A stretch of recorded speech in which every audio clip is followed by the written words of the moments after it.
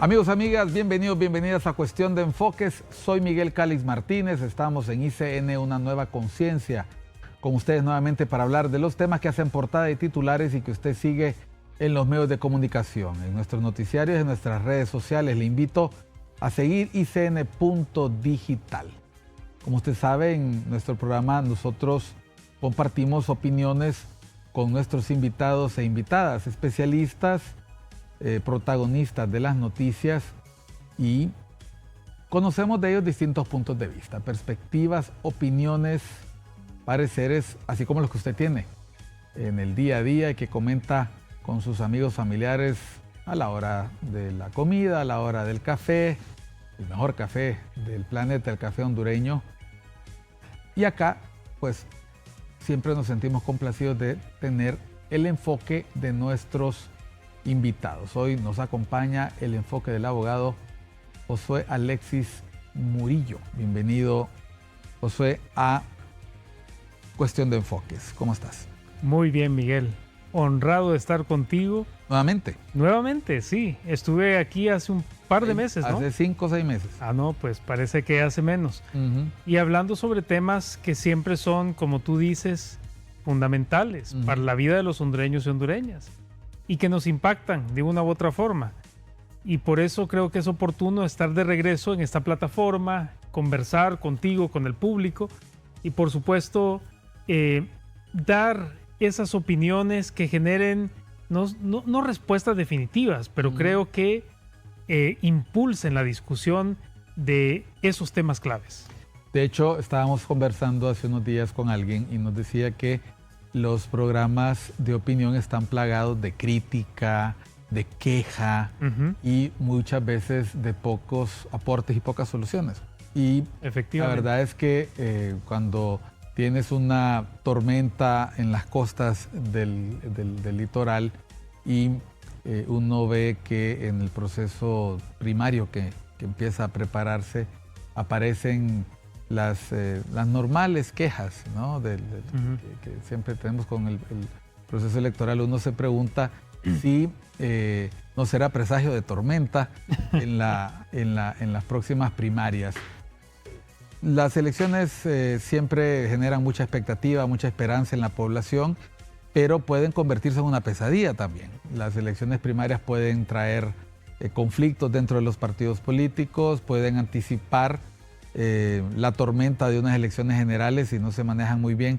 ¿Cómo ves el panorama del país de cara a ese evento en noviembre del 2025? Todavía estamos lejos, pero prácticamente a un año. Si quitamos los 15 días que restan, hoy estamos a un año, 15 días de las elecciones generales. Mira qué cerca estamos. El tiempo pasa volando. Solo pongamos nuestra amistad, nos conocemos hace muchísimos años. No quiero decir cuántos, pero sí hace muchos años. Y mucho ha cambiado, no solamente en nuestras vidas, pero en el país. Y un año se va volando. Y por eso yo creo que es importante sostener este tipo de conversaciones, a veces tocar temas que no son fáciles, esas conversaciones que, por duras que sean, nos permiten reflexionar y perfeccionar nuestra democracia. Ese tortuoso camino al que regresamos en los años 80 y que nunca hemos terminado de consolidar, precisamente por las falencias que tiene nuestro país. Tenemos una democracia, instituciones muy endebles, y los partidos políticos no se quedan atrás. Tenemos partidos políticos que no han logrado renovarse, que mantienen siempre la misma línea de generar bienestar para unos cuantos y no para el colectivo.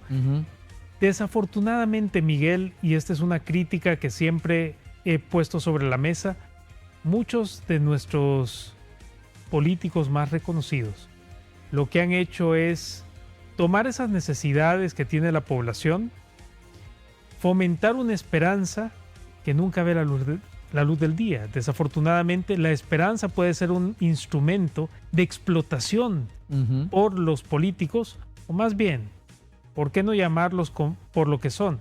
Esos políticos que se aprovechan de la población se convierten en politiqueros.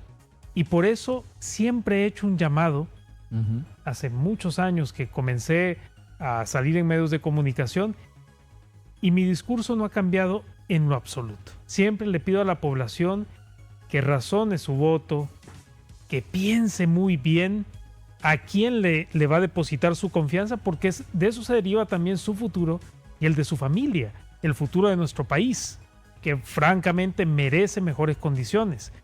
Pero sí veo que vamos a entrar en un proceso electoral muy importante, decisivo, sobre todo por temas que ya conocemos, las elecciones en los Estados Unidos, que va a marcar de una u otra forma dinámicas distintas de interacción entre el Estado de Honduras y el gobierno de los Estados Unidos. ¿Estás convencido que el resultado electoral norteamericano de alguna manera reconfigura lo que podíamos esperar del último año de la presidenta Castro? Sí, creo que sí. Y sobre todo porque el gobierno de la presidenta Xiomara Castro ha estado en constante confrontación con la máxima representante del gobierno de los Estados Unidos en Honduras. Aunque últimamente se reúnen mucho, se están haciendo muchos comentarios de que ahora se han vuelto frecuentes, el tono ha cambiado. La última semana todo anda miel sobre hojuelas, piropos, se ha distendido. ¿Será por efecto del triunfo de Trump o sencillamente se trata de reconocer que ya para terminar el año se tomaron una serie de decisiones que pueden estar afectando la confianza en la presidenta Castro? Por ejemplo, la denuncia del tratado de extradición, la posibilidad de que la política migrante de Trump traiga más problemas que ventajas. Son muchos los factores, pero yo creo que uno de los principales es que, y ha sido un reclamo recurrente de nuestra población, siempre lo vemos en todo proceso electoral y sobre todo en campañas políticas.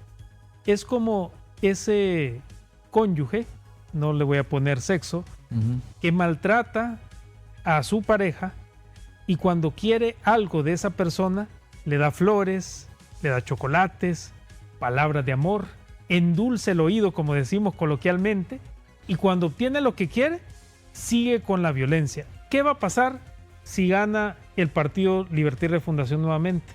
¿La relación se va a mantener tan armoniosa y cordial y melosa como ahora? Yo creo que no. Y sobre todo por esas imprecisiones, desaciertos, grandes desaciertos, imperdonables desaciertos, como denunciar el tratado de extradición, que a mí me parece que es una de las acciones lesivas a la lucha contra el narcotráfico y la corrupción también. Y de nuevo, yo lo dije en el programa anterior y no me dio ninguna vergüenza. Yo voté por el Partido Libertad y Refundación. Yo le di un voto de confianza y un voto de castigo también al Partido Nacional, a Juan Orlando Hernández, para ser preciso. Pero mis expectativas no se han cumplido como ciudadano. Las expectativas de miles de ciudadanos tampoco se han cumplido. ¿Por qué? ¿Te ubicas en el grupo de los que le prestaron el voto a Libertad y Refundación, de los que usualmente son independientes? Es que yo siempre he sido independiente. Yo voté por la presidenta Xiomara Castro, pero voté cruzado. En las líneas de diputados. Exactamente. Y lo hice porque yo razoné mi voto para llevar a las mejores personas, los que yo consideraba los mejores candidatos y candidatas, al Congreso Nacional. Sin decir nombres, ¿te ha ido bien o, como dicen popularmente los muchachos, te salió guaya? Los que han quedado en el Congreso han tenido posturas dignas de respeto y defensa de los derechos humanos y de denuncia de actos de corrupción muy valientes. Entonces me siento orgulloso de ese voto. Por ahí andaba bien. Pero a nivel presidencial, a nivel de gobierno, no había tanta opción tampoco. Votamos por la presidenta Xiomara Castro y yo por lo menos soy uno de los ciudadanos que se siente profundamente decepcionado, porque estamos viendo lo mismo que criticamos. Y recordaba también en tu programa anterior que yo era uno de los que salía en los medios de comunicación a criticar a la ministra sin cartera, que era la hermana de Juan Orlando Hernández. Y una de las grandes promesas es que no se iban a repetir esos actos de corrupción de poner familiares. El nepotismo es una modalidad y puede llevar la corrupción a una corrupción terrible. Y eso es lo que hemos visto también en este gobierno. Familiares que asumen puestos que deberían ser para personas verdaderamente capaces para ejercer esas posiciones. Ahora, importante será que como ciudadanía aprendamos, y si es el Partido Libertad de Fundación con un candidato o una candidata que enarbole esos principios y valores que usted tiene, vote por ese candidato y candidata. Si es del Partido Nacional, lo mismo. Si es del Partido Liberal, también. Pero lo importante es que pensemos bien el voto y que lo relacionemos siempre, no con una visión cortoplacista, que es lo que caracterizaba al hondureño. Somos llamarada de tusa. No, sino que con una visión a mediano y largo plazo. Lo que yo haga hoy va a afectar mi futuro y el futuro de mi familia. Vamos a ir a una pausa. Estamos hablando con el abogado José Alexis Murillo. Vamos a aprovechar la especialidad que él tiene en temas de gobernanza, derechos humanos, para hacer una valoración de lo que se viene, el ejercicio máximo de derechos políticos que son las elecciones el próximo año y cómo la población puede sentir. Él se ha ubicado dentro de ese 56% que ya miden algunas encuestas, que no tiene partido, pero que espera con ansias que venga la próxima elección para ratificar el mandato al actual gobierno o para deponerlo de la única forma que se admite en el modelo democrático, que es por la fuerza de las urnas, por la fuerza del voto. Ya volvemos después de unos mensajes a Cuestión de Enfoques.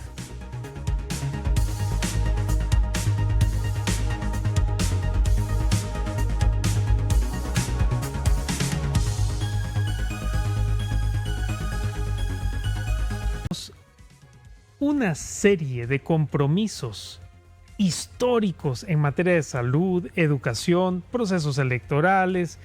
Estamos hablando de fomento de la agricultura, bueno, en todas las áreas.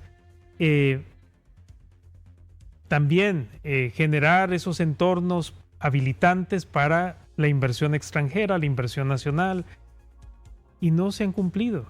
De hecho, las reformas más grandes de Honduras han quedado en el tintero precisamente porque no hay voluntad política. Esa voluntad que en tiempos electorales y de campaña parece que abunda y sobra, porque prometen de todo. Elaboran planes que no son realistas. Miren, los que hemos estudiado y no, más allá de estudiarlo, hemos implementado proyectos de gran envergadura, es decir, de millones de dólares, conocemos muy bien cómo generar planes que sean realizables por el alcance, por los tiempos, por la calidad de los productos que se van a entregar. Y eso nos permite evaluar con mucha rigurosidad los planes de gobierno. Como tú dices, 4 años se van en un abrir y cerrar de ojos. El primer año es para echarle la culpa al que acaba de salir.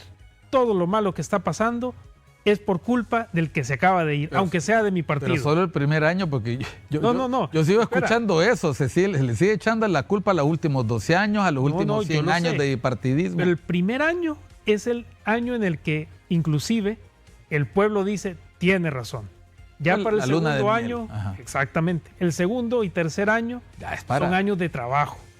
Y el cuarto año, desafortunadamente, comenzamos nuevamente el ciclo electoral y es un año perdido, porque por lo general están apoyando sobre la estructura del Estado las campañas de sus propios partidos políticos. Ahora, generar un plan basado en derechos humanos es lo que debería acontecer en nuestro país y en el resto de los países de América Latina y del Caribe. La respuesta contundente es un sí, porque abarca todos los aspectos de la vida de un ser humano. Estamos hablando del derecho a la vida, a la libertad, a la integridad, a la no discriminación, a los derechos económicos, sociales, culturales y ambientales. Estamos hablando de todo lo que nos genera bienestar. El derecho al trabajo es uno de ellos. El derecho a la libre empresa es otro. Es decir, un plan de gobierno o una propuesta basada en los derechos humanos sería idóneo. Pero, para que sea realista, debemos conocer muy bien cuál es el estado de esos derechos y proponer metas que sean realizables. Y con esto no me refiero a que tengamos una visión cortoplacista o minimalista, no, sino que si hay 20 pasos que avanzar para llegar a una condición no óptima, pero por lo menos de cumplimiento de un derecho, si en 4 años se pueden avanzar 5 pasos, hay que avanzarlos. Pero lo que pasa aquí en Honduras es que un gobierno logra avanzar 6 pasos. Y hace una placa al final. Exacto. Y el que le sigue retrocede 3. Deshaciendo lo que hizo el anterior porque no le gusta cómo lo hizo el anterior. Y por eso necesitamos también renovar, readecuar, invitar a los mejores hondureños y hondureñas a generar un plan de país que responda a los retos actuales que tenemos, incluyendo los retos tecnológicos que nosotros estamos en pañales todavía en ese sentido. Cuando vemos la educación de países verdaderamente desarrollados, y no hablo de los Estados Unidos de América, hablo de países verdaderamente desarrollados de Europa, Australia, inclusive educación que se da en China, nuestros niños y niñas no son competitivos a nivel nacional. Honduras es un país inviable en este momento para la inversión. Y aunque me duela decirlo como hondureño, es la realidad. Pero los indicadores se logran poniendo metas realizables. Exactamente. Y para eso es importante evaluarse. Yo recuerdo al inicio de la gestión como algún funcionario que, por ese tipo de detalles, ni siquiera me acuerdo del nombre, cuestionando las pruebas PISA, ¿no?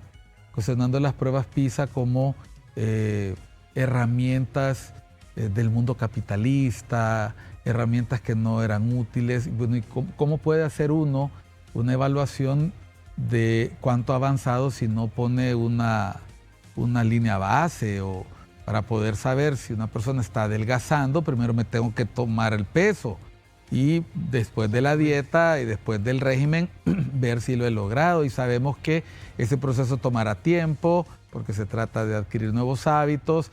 Si se quiere mejorar la provisión de energía o mejorar las condiciones de la Empresa Nacional de Energía Eléctrica, pues hay que saber qué tan mal está para poder saber qué es lo que se tiene que hacer. Y así para todos los actos de la vida en el gobierno, no digamos en una empresa, no digamos en la vida personal.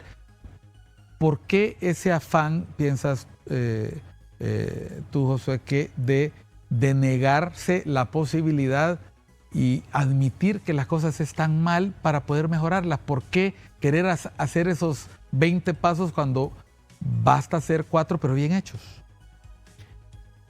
Sencillamente porque las campañas políticas sirven para exacerbar las esperanzas de la población y sobre eso solicitar lo único que le interesa a la mayoría de los políticos, que es el voto. Obtener réditos electorales basándose en sobredimensionar una propuesta me parece que también es un acto corrupto, es un acto que atenta contra la ética, si lo ponemos en términos religiosos, contra el amor al prójimo. No se juega con las esperanzas y con la vida de la gente. Pero más allá de eso, yo creo que aquí tenemos, y no digo solamente Honduras, Miguel, tú sabes que yo paso gran parte de mi tiempo en Guatemala y en El Salvador. Y no paso en oficinas o en reuniones sociales, en hoteles de lujo. Paso en las comunidades, en Izabal, en Puerto Barrios, en Guatemala. Paso en comunidades muy empobrecidas en Honduras y El Salvador y en el resto de Centroamérica. Hablo con la gente y desafortunadamente en todos los niveles tenemos, yo creo que una medalla que nos podrían dar de oro es negar la realidad que estamos viviendo, tratar de maquillarla. Uno de los primeros pasos que hace un alcohólico anónimo es aceptar que es alcohólico. Exactamente. Nosotros debemos aceptar que vivimos en un país altamente corrupto, con instituciones degradadas, totalmente contaminadas, y que es necesario subsanarlas, restaurarlas, y para hacerlo necesitamos candidatos que propongan cosas concretas. Por ejemplo, un candidato que nos diga, yo no voy a poner, y que sea una promesa que cumpla, a un solo familiar mío, y que mi gobierno sería el primer candidato al que le escucharía esto, el primero. que todos, y yo sé que vas a decir que eso es utópico, que no obedece a un realismo político, y es cierto, pero imagínense qué hermoso sería para Honduras, para su vida y para la mía, para la de nuestros hijos, que un candidato seleccionara todo su gabinete de gobierno por meritocracia y no porque es el correligionario que más pisto le metió a la campaña, o porque es el hijo del fulano al que le debe favores, o porque es el precandidato que no quedó y tiene que cumplir la promesa. Ese tipo de decisiones cambiarían Honduras. Pero para transformar Honduras necesitamos gente ética, con valores y con valor, porque aquí se requiere, como decía el finado Víctor Mesa, neuronas y hormonas, con mucha valentía para generar cambios, con un liderazgo fuerte, con un liderazgo de valores y principios se puede cambiar un país. Los 3 partidos políticos que van a primarias, hemos querido englobar esto en las elecciones porque los partidos políticos se están preparando para sus primarias. En los 3 partidos hay mucha efervescencia, en Libertad de Refundación hay varios movimientos, varios de ellos llevan como precandidata a la secretaria de Estado en los despachos de defensa, la abogada Rixi Moncada, pero también está el abogado Racel Tomé, creo que también el doctor Nelson Ávila va a competir nuevamente en Libertad de Refundación. En el Partido Liberal se perfilan cuatro precandidatos, ¿verdad? A ver, sí, Narrala, Cálix, Espinosa y Zelaya.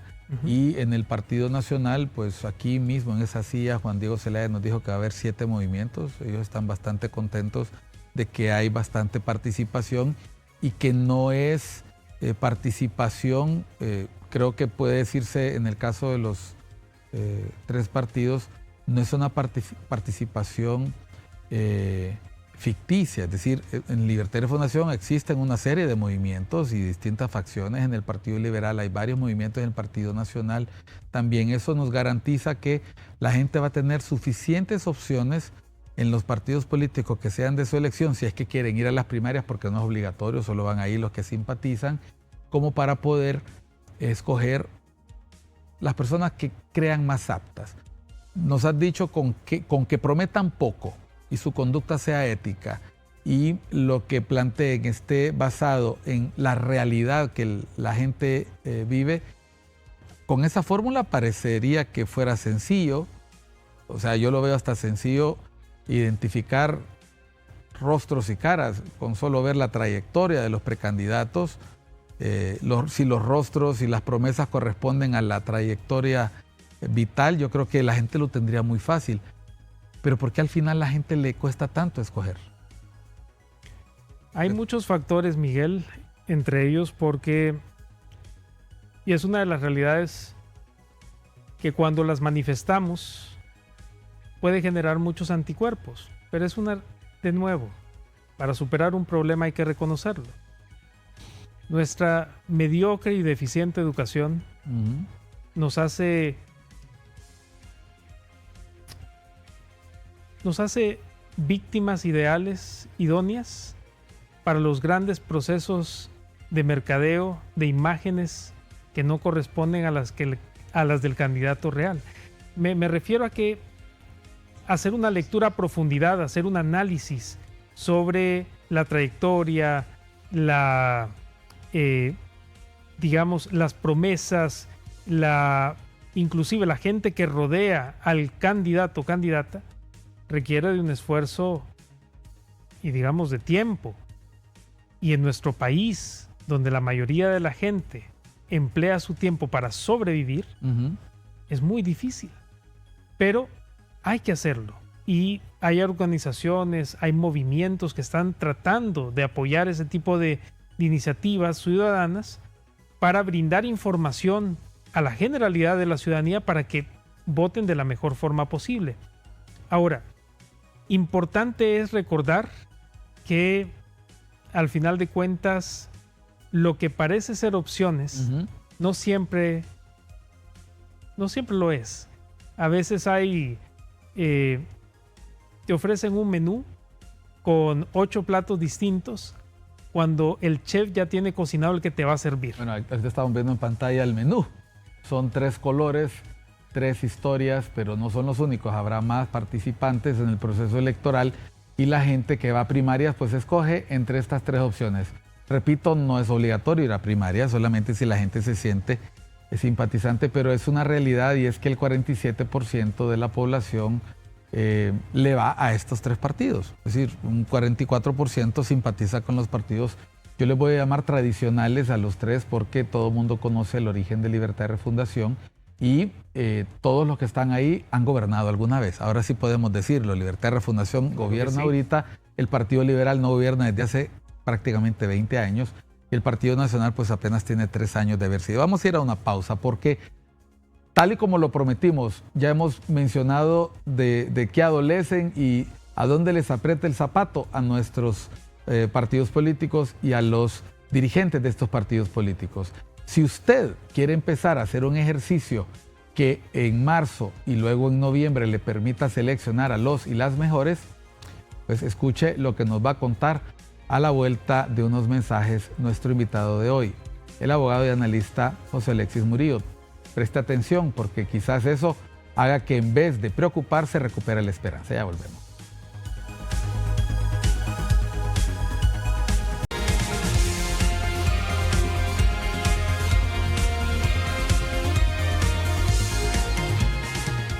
Estamos en Cuestión de Enfoques con el abogado José Alexis Murillo.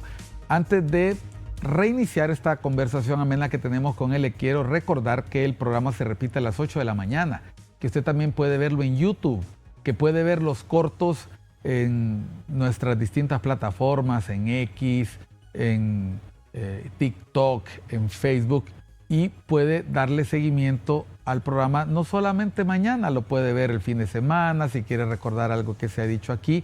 Y sin duda alguna yo le pido siga y haga comentarios, reporte dónde nos está viendo, dónde nos está escuchando, porque ICN es una nueva conciencia. A ver, démosle tips a la gente. Alguien diría, pero si falta bastante, ¿por qué están hablando de, ya le dijimos, falta 1 año, 15 días? No deje para último momento averiguar quién es quién. Ya ahorita, desde la elección primaria, saque a los que no sirven y a las que no sirven. Ayude usted a depurar la política. Aquí toda la vida decimos que los partidos tienen que depurarse. No, es usted. Somos nosotros los que depuramos a los partidos. Los partidos ya dieron muestras que los partidos no se van a depurar solos. Tiene que ser el votante el que depure. Tips, ¿cómo podemos hacer para ayudarle a los partidos a hacer lo que ellos no son capaces de hacer? Pues Miguel, primer tip, y yo creo que uno de los más importantes, y me voy a retroceder un par de años, no un par, varios años, cuando yo estaba en el colegio. Fíjate que decirle a alguien, es que sos tonto, u otra palabra equivalente, un poco más dura, era motivo para que comenzara una riña, y comenzaran los golpes, ¿verdad? Bueno, los políticos le dicen a usted en su cara, todo el tiempo, es que usted es tonto, haga esto. Y es el voto en plancha, Miguel. Cuando le dicen voto en plancha es, mire, sé un tonto útil, sé irracional, a usted que no le importe la calidad del candidato o candidata, si es una buena o mala persona, si es honrado o es un ladrón, si es un corrupto o es una persona honesta, si es, un politiquero o un político de verdad, si sabe lo que va a hacer o si no sabe lo que va a hacer, usted solo vote. Total, es una cuestión de compromiso y apelan a su espíritu de cuerpo, por lo general a las bases de los partidos políticos y al votante independiente. Pero como usted es una persona que va a votar a conciencia y que ama a Honduras, porque amar a Honduras es razonar su voto, usted tiene que investigar quiénes son esas personas. Y entre más pequeño es la localidad, más fácil es hacerlo. Yo creo que en la primaria, vamos a ver, hablemos de un tema electoral. El voto en plancha, el voto en raya o el voto continuo, que es el famoso voto ideológico, el voto cerrado, nosotros no lo tenemos en nuestra legislación porque tenemos ese sistema abierto, preferencial, etc.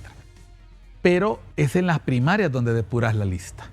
Porque luego si la depuración se hizo bien en las primarias, para quienes van, después no hay ningún problema en hacer una raya, porque tenés a los mejores.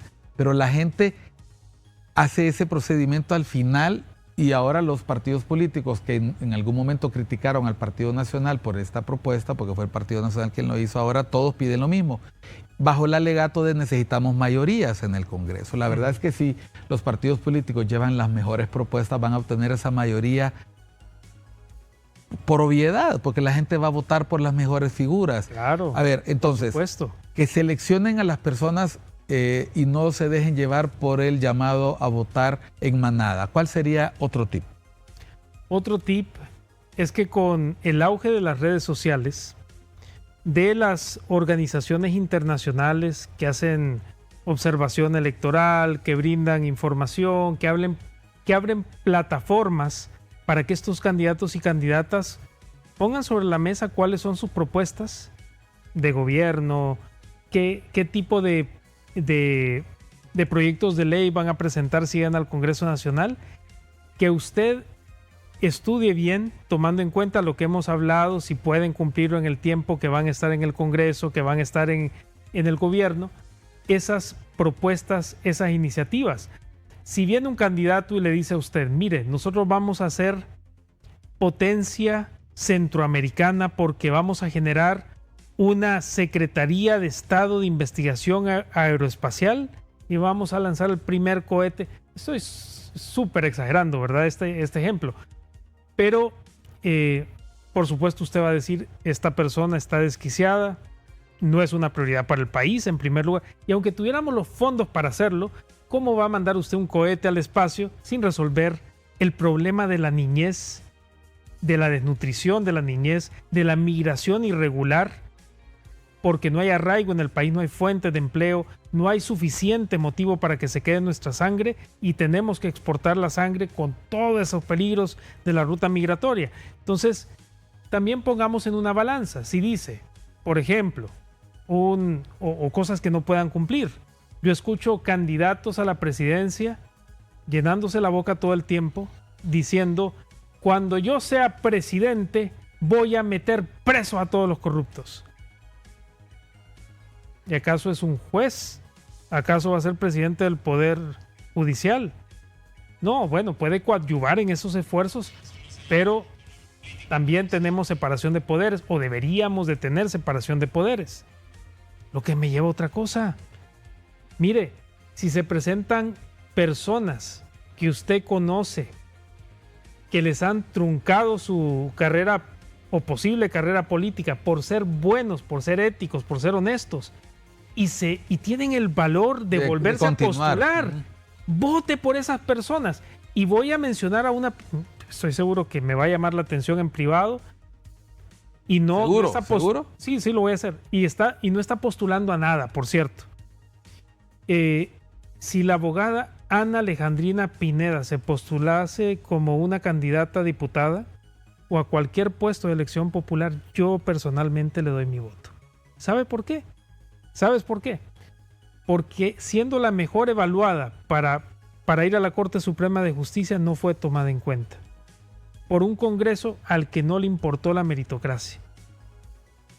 Y entendería por qué no se postuló para ser candidata a fiscal general. Precisamente por eso. Entonces, mire, si usted ve que una persona de ese perfil o de mejor perfil se postula como candidato a diputado, como alcalde, como para presidente o presidenta de la República, vote por ese tipo de personas que tienen la altura moral, los conocimientos, todo a su favor para hacer una buena gestión. O, mire, para alcaldes, dicen pueblo chico, infierno grande. No, esto opera a favor de la ciudadanía. Pueblo chico, todo el mundo se conoce. Aquí, de hecho, en Tegucigalpa, San Pedro Sula, nos conocemos, sabemos quién es quién. Sabemos quiénes son los que están vinculados con el narcotráfico, crimen organizado, los que han sido corruptos y corruptas, los que están rodeados de corruptos y corruptas, y por ese tipo de personas no hay que votar.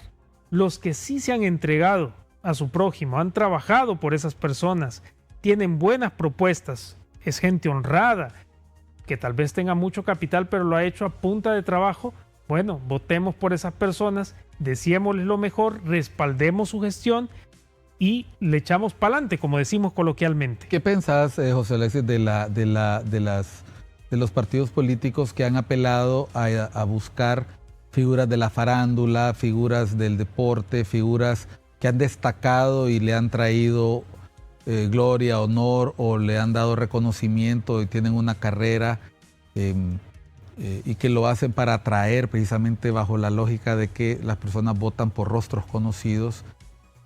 Todo el Congreso Nacional es la representación de la ciudadanía plena, o sea, tanto derecho tiene el campesino, si tuviera la oportunidad, como la figura de mayor recurso económico. Partiendo del hecho que muchos partidos lo van a hacer, ¿qué le pedirías, qué le recomendarías al votante que le pida de manera extra a ese deportista, a ese artista, a ese periodista que se atreve a dar ese salto, ese paso? ¿Qué le debería pedir más allá de tener un rostro o ser conocido? Qué extraordinaria pregunta, Miguel. Porque en primer lugar... Tienen derecho a aspirar. Y eso te iba a mencionar. Tienen el derecho constitucional de postularse. Y está bien que lo hagan. Pero usted, como ciudadano consciente, pídale cuál es su propuesta. Y la propuesta no puede ser un discurso político donde él va a estar en una palestra y va a comenzar a decirles, les prometo A, B y C. No, tiene que ser una propuesta por escrito y preferiblemente que haya sido generada con personas, porque no lo podemos saber todo. Y nadie lo sabe todo. Pero nos rodeamos de personas que sí lo saben, y que esa propuesta sea una de esas propuestas como lo que hemos hablado, que aborde las principales necesidades de la alcaldía, del ordenamiento jurídico, que hay que, dicho sea de paso, valga la redundancia, ordenarlo, francamente curarlo de atrocidades que han sucedido en congresos actuales y anteriores. Y también yo diría que eso, que pedirle cuál es su plan, cuál es su propuesta concreta. Y sobre todo recordarles que tal vez una confesión, mira, después de una licenciatura, 3 maestrías y casi un doctorado, cuando yo estoy en momentos en los que debo tomar decisiones, no apelo a esos conocimientos, sino a todos los dichos populares con los que mi abuela me crió. Mira, al final de cuentas, encierran la sabiduría de cientos de miles de años esos dichos populares. Quien con lobos anda a hollar aprende. Exactamente, o zapatero a tu zapato. Un deportista que le trajo gloria, como tú dices, a la selección de Honduras, o un cantante que nos representó internacionalmente. Bravo por lo que hacen, se los agradecemos, pero que saben de legislar o que saben de administrar la cosa pública. Pero muchos lo saben, ¿ok? Pero si se reúnen de las personas apropiadas, quizás lo puedan hacer. Vamos a ir a una pausa. Exactamente, Miguel. Porque te quiero preguntar, yo tengo el mayor de los respetos por Ramón Maradiaga. Lo compartimos. Exactamente. Y voy a decir algo que para que reaccione producción, porque es motahuense, ¿verdad? Pero la función de legislar requiere apoyo. Vamos a ver si podemos hablar sobre eso. ¿De quiénes debería rodearse el candidato, la candidata, presidente, presidenta? ¿Podemos a esta altura empezar a exigirle a nuestros políticos en cualquier nivel electivo que nos digan con qué lobos andan para saber si saben aullar? Volvemos después de unos mensajes a Cuestión de Enfoque.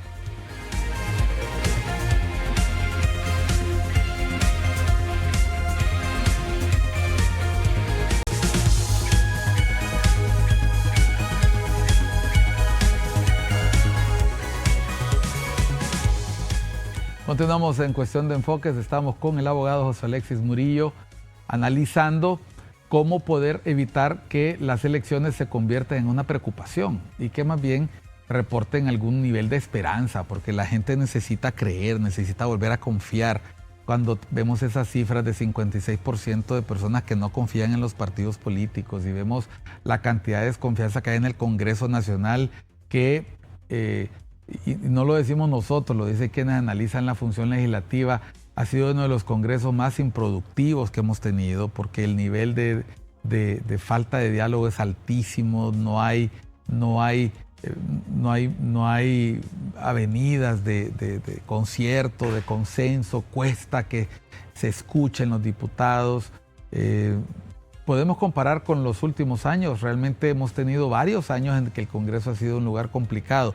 Hay personas de ese Congreso que se van a querer reelegir, hay alcaldes que se van a querer reelegir, hay partidos que van a querer ser ratificados en el mandato, en algunas alcaldías o en la misma presidencia. Y hablábamos antes de irnos a la pausa de los equipos de trabajo. Yo nunca he visto a un partido acá que nos muestre quiénes van a ser las figuras, el gabinete en la sombra. A esta altura, después de cuando nos damos cuenta que el gobernante no gobierna solo o la gobernante no gobierna sola, podríamos como un criterio ver de quién se rodea la gente, porque si son deportistas, a esta altura, con el solo anuncio, ya deberían de mostrar cuál es su propuesta, con quién la están construyendo. Si no son capaces de armar un grupo de asesores que de manera voluntaria colaboren con ellos, mucho menos lo van a lograr más adelante, cuando las exigencias partidarias sean mayúsculas. Mira, uno de los criterios fundamentales para reelegir o no un diputado o diputada del Congreso Nacional es cuánta producción legislativa tuvo en su periodo. Es importante eso, porque hay muchos diputados que llegan a vegetar a ese Congreso Nacional y llegan a hacer lo que le dice su jefe de bancada, sin criterio propio, lo que yo llamaría borregos políticos, que es la clase más baja de politiquero que usted se pueda imaginar, porque son personas sin criterio que van a repetir el discurso que le dicta el resto de sus correligionarios. Y se les olvida que cuando están sentados en ese curul representan al pueblo de Honduras. Se les olvida eso. Y que están ahí para mejorar las condiciones de las poblaciones más vulnerables y castigadas por politiqueros, desafortunadamente, como ellos. Así como esos políticos inservibles que a veces llegan al Congreso, que no están hechos para la labor legislativa. Hay políticos excepcionales, buenísimos, pero una golondrina no hace verano, desafortunadamente. Por eso necesitamos ciudadanos y ciudadanas que se comprometan a elegir muy bien a sus diputados. Y los que se quieran reelegir, bueno, por sus hechos lo conoceréis. Y si no tienen nada de resultados, entonces no se les reelige, no se les da ese voto de confianza porque no se lo merecen. La gente no lo sabe, pero en cada proceso electoral se renueva entre el 60 y 65% de la Cámara. La gente no vota por los 2/3 de los diputados para traerlos de vuelta. Y hay un grupo pequeño, 1/3, que se mantiene en sus sillas, en sus curules, precisamente porque hacen un trabajo muy eficiente a nivel de base, han sido capaces de mantener ese vínculo con el electorado y logran durante los 4 años, durante el cuatrienio, mantenerse vigentes, mantenerse activos, haciendo propuestas, visibles en los medios de comunicación. Pero hay personas, yo a veces veo fotos y bueno, vos y yo nos movemos en este ambiente y yo a veces veo, dice diputado, ¿y este dónde salió? O sea, yo ni siquiera, a veces hasta tengo miedo de no saber quiénes son los diputados de Francisco Morazán. A ver, en distintos departamentos hay 9, 11, 6, en otros departamentos hay 7, 4, 2, 1. Si a esta altura ya sabemos cuántos son los diputados, muchos de estos se van a querer reelegir. No debería ser el primer pasón, el primer borrador no debería ser ahorita en las primarias. Debería. Y de nuevo, sobre lo que han logrado o no durante su gestión. Si se han enriquecido de manera exorbitante y de manera inexplicable, ¿sería un criterio también? Sería un criterio, por supuesto. Hay un montón de mitos en torno a cómo se enriquece un diputado y diputada del Congreso Nacional. Yo le pediría también a la población y sobre todo a mis colegas, abogados y abogadas, que a veces emiten ese tipo de juicios de valor en medios de comunicación, pero sin mucho fundamento. Muchos lo hacen con mucho fundamento, valga la aclaración, de que lean todos esos informes que nos dejó la Maxi. Son valiosos, todavía tienen vigencia. Las modalidades de corrupción son diversas. La gente piensa que hay maletines que circulan en el Congreso Nacional. La mayoría de esa corrupción pasa fuera de la Cámara Legislativa. Me encontré una vez un diputado, no voy a decir el nombre, porque no viene al caso. Él no denunció lo que me presentó en su momento.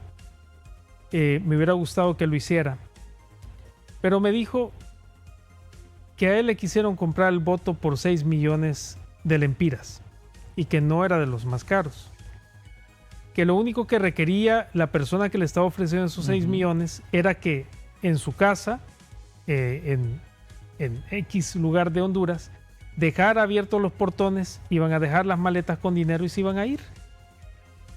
Esas son las modalidades de corrupción que suceden. Y si usted ve que una persona que no tenía absolutamente nada entra al Congreso y termina con 2 prados, con una casa de 8 millones, si usted hace números, un diputado no con el salario que ganan no puede volverse una persona millonaria. Por lo menos no, digamos, obscenamente acaudalada. Si eso sucede, puede ser producto de la corrupción, de los vínculos con la narcoactividad o con cualquier otra cosa oscura que... O una herencia. Puede ser una herencia. Esa es la excusa que nos acostumbramos a escuchar mucho, es que heredé. O que comenzó un emprendimiento que mágicamente es mejor que cualquier otra idea de negocios y tiene un impacto impresionante y genera millones. Esas son las excusas de los corruptos. Pero si usted ve eso, no vote por esa persona. Ese es otro tip. Si una persona muestra o genera evidencia, pues no votar por ella, o cuando no queda muy claro cuáles son sus intenciones para llegar al Congreso, porque puede tener una buena propuesta, pero podemos dejarnos ir, nos quedan un par de minutos, por lo que nos dice el corazón, la intuición también. Podemos usar la intuición, pero yo prefiero apelar a la razón y para eso hay que investigar mucho. Hay plataformas de organizaciones que surgen en el marco de esta. Hay una Red H, por ejemplo, que está haciendo un trabajo muy importante y va a ser un trabajo de observación electoral muy valioso para Honduras. Pero también hay otras organizaciones que ponen esa información en sus sitios web de quién es el candidato, cuál es su propuesta o si no tiene propuesta. Hacen inclusive estudios comparativos entre una propuesta y otra, que a mí me parece maravilloso. Y eso nos puede dar a nosotros luces de por quién votar, a quién entregarle nuestra confianza. Eso es lo que usted hace cuando vota. Le entrega la confianza a esa persona o a ese grupo de personas. Si tuvieras la planilla de diputados, la que yo llené en el proceso de elecciones generales anterior, tú lo vas a ver. Yo tenía candidatos de casi todos los partidos políticos. Yo los estudié y los seleccioné. Muchos no quedaron, desafortunadamente, y ahora ya no están, digamos, interesados en participar en un proceso electoral.